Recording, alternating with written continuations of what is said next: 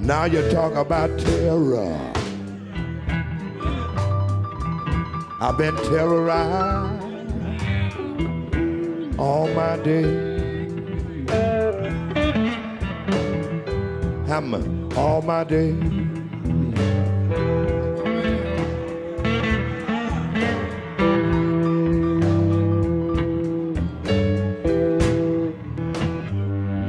Hi, I'm Chris Hedges. Welcome to Days of Revolt. Today we're going to discuss the shadow world of empire, the use of targeted assassinations, the collusion with death squads in countries, especially countries that are carrying out proxy wars in which the United States is involved in. And with me in the studio is certainly one of the great investigative journalists in the United States, Allan Nairn, whose career now about 3 decades has spanned covering all sorts of conflicts: East Timor, Indonesia, Guatemala, Nicaragua, Palestine, El Salvador. Almost all of these countries, Allan has dug deep into these shadow worlds at great personal risk. And I think, Allan, first of all, thank you for joining us. And I'd like to ask a little bit about when societies engage, whether that is in El Salvador, Guatemala, or Indonesia, in these civil conflicts, and the United States becomes involved.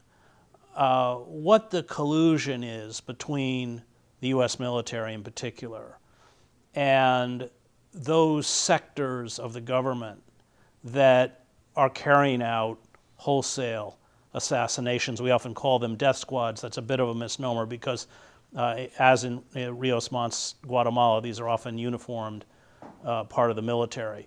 And looking at the various conflicts that you have covered, what are the patterns that you've seen? It starts with the fact that the U.S. has been willing to kill civilians. When the U.S. was starting, it did that here. Right. Mass killings of Native Americans, of slaves. But over the years, as they got political pressure from below, it became untenable in the United States. As recently as the last century, the early part of the last century in the U.S., there were mass or the targeted killings of labor leaders. As recently as the 60s and 70s, there were assassinations of people in the Black Liberation movement. Classic political assassinations in the 70s done by the FBI, for example. But it became more and more politically untenable over the years.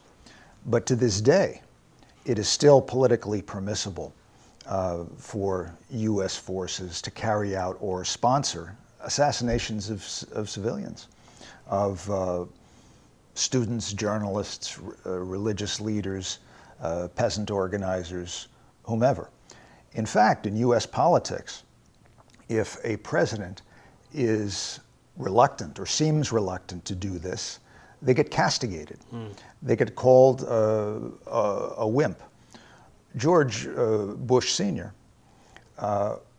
Came under vicious attack when he attempted, through covert means, to mount a coup in Panama against Noriega, and it failed. And there was a cover of, I think it was Newsweek, called The Wimp Factor, where they were attacking Bush Sr. for not being strong enough. Well, there's American journalism doing its job. Yeah. Within a very short, I think it was within a week after that, he invaded Panama formally, an invasion that included the burning of a neighborhood called El Chorillo, where hundreds were killed in a poor neighborhood. The New York Times then ran a front-page analysis by R.W. Apple, which said that Bush Sr. had completed his presidential initiation rite by demonstrating his willingness to shed blood, not his own blood, but the blood of foreigners, including of foreign civilians.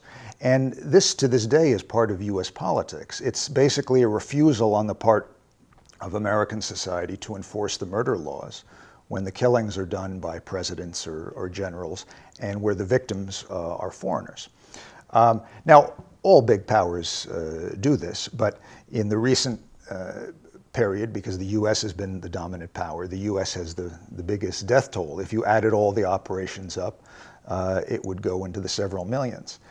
Just to list the ones that I've personally seen and tried to expose and fight against: Guatemala, Salvador, Nicaragua, Honduras, Haiti, South Africa, Palestine, East Timor, Indonesia, southern Thailand. I'm sure I'm leaving out a few. The U.S. has used the Pentagon, the CIA, occasionally the State Department, to set up or back local forces, help them gather intelligence on dissidents, and help them provide the means to carry out systematic assassinations. In addition to that, as you mentioned, they will sometimes back formal military forces that go into the field and wipe out entire villages. The Guatemalan military did that, especially during the early 80s, when the Reagan administration was backing them enthusiastically under the time of the dictator General Rios Montt. And they would go into villages in the Mayan highlands and the Northwest, and I was there. I spoke to the soldiers as they were doing it. I spoke to survivors. They would decapitate people. They would crucify people. They would use the tactics that ISIS today puts on video and that are now shocking the world. One of the things I'd like you to speak about is the mechanics of how it works. You had written, I think the first article I'd read that you wrote was about a death squad leader, completely trained, funded, backed by the U.S., named Chely Medrano in El Salvador, who was eventually assassinated by the FMLN rebels. And when we were in El Salvador, the head of the military group, Colonel James Steele, who had been with some of the dirtiest army units in Vietnam, there was always that question as to the extent. We knew that there was collaboration between the death squads, which were run primarily out of the Hacienda Police, the Treasury Police, and the National Police. And then you had freelance squads run by the right-wing group, Arena, Roberto D'Albazán, others. And the Army itself, the Army General Staff itself. Yeah. Right. And then, in the middle of the Iraq War, we find Steele, who was never selected for general because of his involvement in Iran-Contra, is resurrected as a private contractor and sent to train, arm, equip, and run the Shiite death squads in Iraq. And suddenly we are hearing the Salvador option. What are the mechanics? How does it work? Right. Well, first I'd say, I wouldn't quite call it just the veneer of civilization, because there has been progress over years and years of popular struggle. It's become illegitimate for most political leaders to admit to their murders. They now have to hide them. And in the country that's perhaps, in a sense, most advanced in this respect, Guatemala, 2 years ago, through their domestic courts, they put on trial Rios Montt, the former dictator who ran the massacres. They convicted him of genocide, and they sentenced him for 80 years. Imagine the U.S. being able to put a president on trial and do that. But Salvador is a very interesting example. The Salvadoran death squad apparatus was created by the U.S., starting during the Kennedy administration, through through mainly U.S. Special Forces, the CIA, and also the old version of U.S. AID. And let me just, for people who don't know Salvador, back up. Half of the people in El Salvador were landless. It was controlled by a tiny oligarchic elite known as the 10 families. There were more than 10. And there was constant political movement on the parts of the landless, of labor unions, of students groups, of indigenous groups, to attempt to organize to lift themselves out of crushing poverty. And so the Praetorian Guard, the military that was acting on behalf of the oligarchic elite, began assassinating, as you point out, going all the way back to the Matanza in 1932, but certainly in the 50s and 60s, and then it accelerated up to the war, all of these leaders. So. Right, and the U.S. Created this, starting during the Kennedy administration and continuing all the way up, created this intelligence gathering system which linked Salvador, Honduras, Nicaragua. They would have central files organized for them with the help of the CIA, and they would teach them how to go out and watch on a systematic basis the campuses, the courts, the plantations, especially the factories run by the local oligarchs, but also the American investors, and they would compile files. And in El Salvador, some people showed me some of these actual files, and General Medrano, who was seen as the godfather of the Salvadoran death squads, because starting in the late 60s and through the early 80s, he was the leader working on behalf of the US and organizing this system. He actually sat down, I spent 13 hours interviewing him on tape, and he drew diagrams. And he explained to me how the Salvadoran priests, the nuns, the catechists, the unionists, they were all controlled by Moscow. And he would draw these schematics showing from Moscow to Havana to here to there.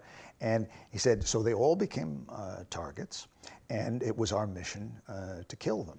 And he described in great detail how he did this while working on the payroll of the United States. You mentioned Vietnam, and Steele having served in Vietnam. Medrano showed me a plaque, and it was photographed. You can look it up in the old article in The Progressive. Mickey Keenitz, who was working with me, the photographer, he took this photo of General Medrano proudly showing the plaque given to him by the U.S. Green Berets in Vietnam when they brought him over for several months to observe their methods and work with them. Well, the methods were, as Nick TURSE writes, and kill anything that moves was one huge atrocity. Yeah. Those were the methods. And then he also showed me a silver medal, which he said was presented to him in the Oval Office by President Lyndon Johnson, and it said for exceptionally meritorious service. And these were the death squads that produced actions like the rape and murder of the nuns. Well, they were the anniversary of which just happened a few days ago. The assassination of Archbishop Romero. And we should mention that this killing was huge. I mean, 700 to 1,000 people a month were being killed by the death squads in the early 80s in El Salvador. An important aspect of that related to today's situation, where the world is finally starting to understand what's involved with political killing when they see the videos of ISIS. The death squad method in Salvador, not only would they kill, but they would cut off hands, they would cut off arms, and they would display their handiwork on the road. I know. So passers-by would see it. In the same period, I spent more of those years in Guatemala, which was even worse, where they were killing more than 100,000, perhaps more than 200,000 by some estimates. One day in the library of the Politecnica, the military academy of Guatemala, I found the Spanish translation of a U.S. military counterinsurgency document, which gave instruction on how to create terror. This was the way they put it. And they described methods used in the Philippines in the campaign against the Huks. And the particular campaign they were talking about was very interesting, because they were talking about some operations that were done after World War II. Oh, this was in 45, 46, yeah, right. When some of the communists who had helped join with the U.S. to fight against the Japanese occupiers and help expel the Japanese occupiers, immediately after the Japanese occupiers were expelled, the U.S. then turned against the communist allies to try to crush them. And in this document appearing in the Guatemalan military library, they were describing how to terrorize the population by using precisely that tactic. In the case of the Philippines, they were talking about leaving the bodies by the rivers. So you mutilate the bodies, you cut them, you amputate, and then you display the bodies on the riversides to stir terror in the population. And of course, that's exactly what ISIS is doing today. In Salvador, they would leave, we would see the bodies, and sometimes, because they hated the journalists, they, I remember, left 3 bodies in the parking lot of the Camino Real where they had cut off the genitals and stuffed them in their mouths and left a note saying, "We were next." You've spent significant amounts of time in Indonesia, where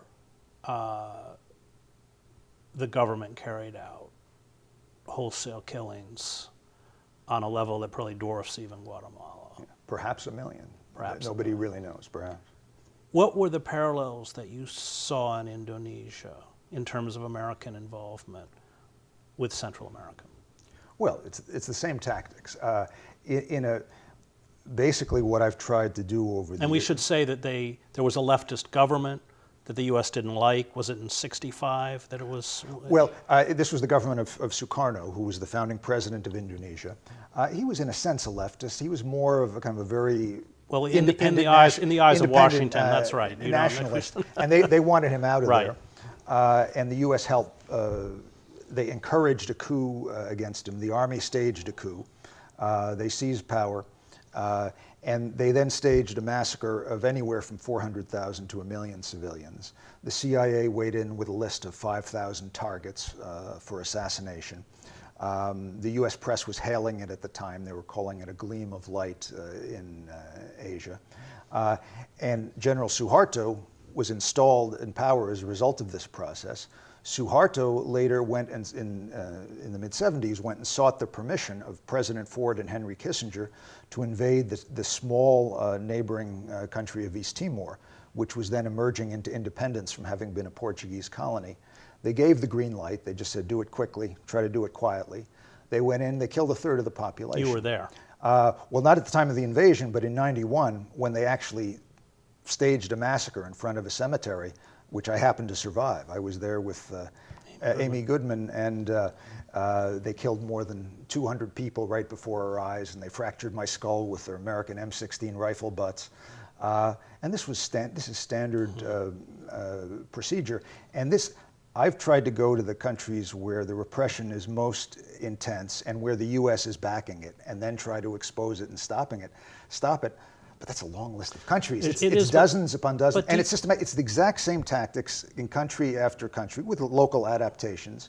And often the officers are all trained at the same U.S. military bases, at Fort Bragg, at Fort Benning, at Leavenworth, at the Inter-American Defense College in the case of the Latin American officers, and it's systematic. But I should also note, it's not unique to the U.S. This is standard for big powers. I mean, if you look at what's happening in Iraq and Syria today, it's reached the point, and I was in Afghanistan early this year, and it was very interesting because I happened to be in Afghanistan at what was perhaps the most peaceful moment in recent Afghan history. The U.S. had just completed the announcement, and we're starting to implement their big pullout. The level of attacks on all sides were down. It was my first time in Afghanistan. Yet walking around in this moment of maximum peace there, it was striking to see just the general level of terror on the streets of Kabul, and this conviction that everyone you spoke to had. I didn't find anyone to whom this did not apply, that no matter who you were, if you wanted to have any kind of impact in politics, you had to align yourself with some kind of killer force. Be it the Americans and NATO, or the Taliban, or some other armed faction capable of fast mass killing. Without that, you had no chance for any political impact. That was true, by the way, in the breakdown of Yugoslavia. It was the same. Yes, it's exactly a process of breakdown, because this never really happened in Central America, actually. In Central America, was just a straight-up massacre. Right. Haiti was a straight-up massacre. Palestine has been straight-up repression. South Africa was straight-up repression and slaughter. Angola, etc. But in recent years, in Afghanistan, now in Iraq and Syria, it's reached the point of political and social breakdown, right. Where there's really no stopping it. It's out of control. They're not just two sides. It fractures into many sides. In some ways, I think it's in certain ways analogous to what happened in Cambodia with the massive U.S. bombing of Cambodia, which paved the way for the rise of the Khmer, which created a failed state. Because it destroys any semblance of normal politics or even society. So in that kind of environment, the most evil, the most violent have a better chance to rise and to prevail. So I have this question. You unleash, Americans collude with these death squads, these killing machines. Do you believe that there's a certain point that it's a kind of Pandora's box that the Americas open and that they realize that it's counterproductive or not? That's a very good and very important question. Earlier this year, I had a chance to meet with several dozen people who these were intellectuals, activists, visiting the U.S., and they were from Syria, Iraq, Palestine, Egypt, and Tunisia, and also Libya. These were the people from the front line, what are today the front line countries. And we had a very interesting discussion. When I argued that all the living American presidents and top American generals should all be put on trial for crimes against humanity, they completely agreed with that. To them, it almost went without saying. But when I tried to argue that ISIS was not being run from the White House, that ISIS was not a deliberate creation and creature of the United States, they completely disagreed with me. These people, almost to a person, insisted that ISIS was a creation of Washington. And when I tried to argue the contrary, they just weren't having it. And what made this really interesting was that all of these people had been brought here by the U.S. Department of State. These people had been selected by the respective U.S. embassies in their countries, and they were on a study tour of the United States sponsored by the State Department. So these were the people who the State Department could find who were willing to participate in a program with the U.S. government, and they still all believed that the U.S. was backing ISIS. It shows you the point people have been driven to in their thinking. I think the reality of it is that first, the U.S., like the other big powers, has no standard of respecting the murder laws. They're willing to kill any civilian if they find that useful or even convenient or even for fulfilling an almost whimsical desire, they'll do it. Secondly, I think the role of concrete interest in politics is often overestimated when you're talking about world politics. Yes, that's a factor. Something like oil, yes, that's a factor. But there are also all sorts of other intangible factors. One of them is the need to maintain the dramatic tension.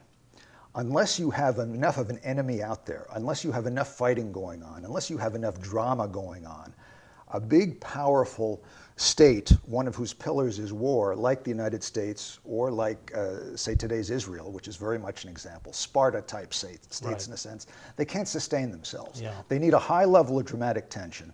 And so they have to constantly be provoking, constantly be causing trouble here and there. And that often leads to backing forces that sometimes, not usually, come back to bite them.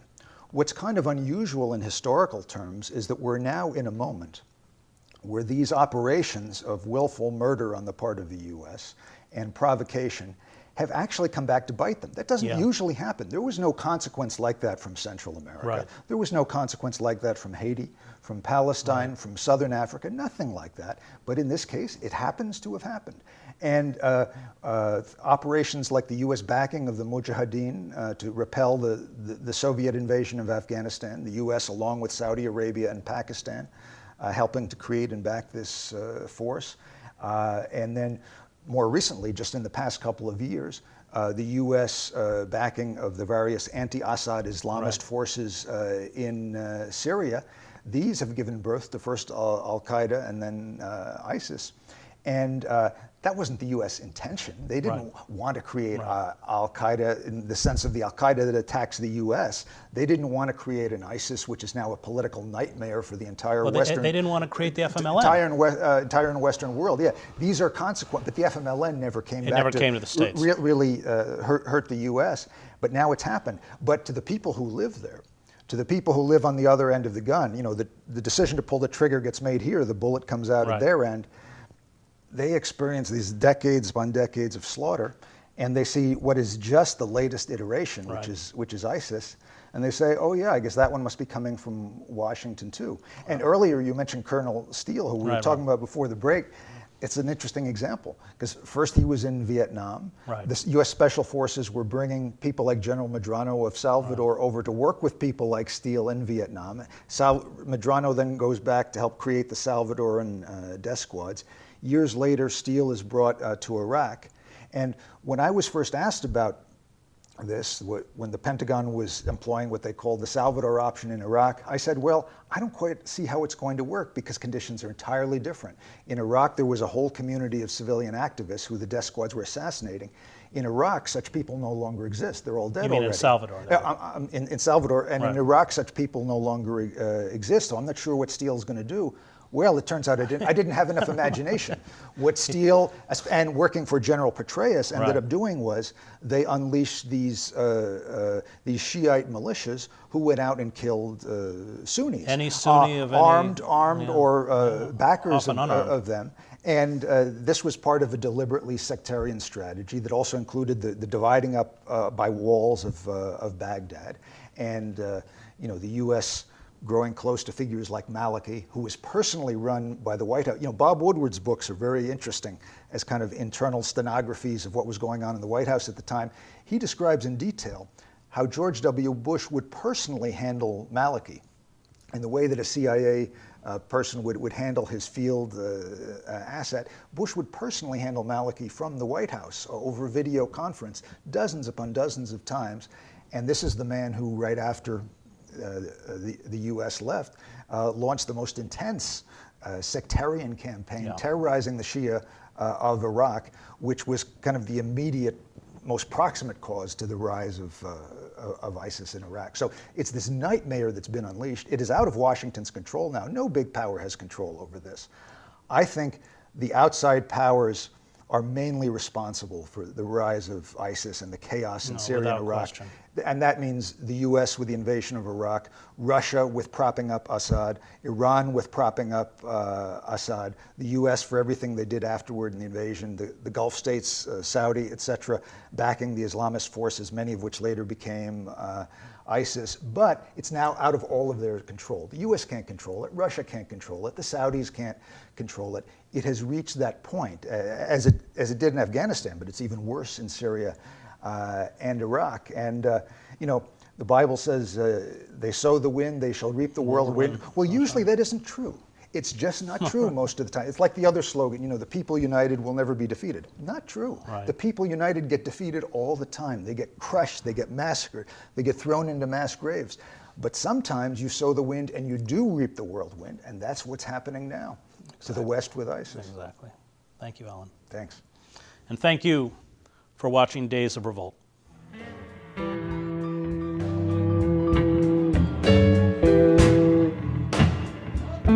Had to eat out the watermelon patch. And they put me in a shack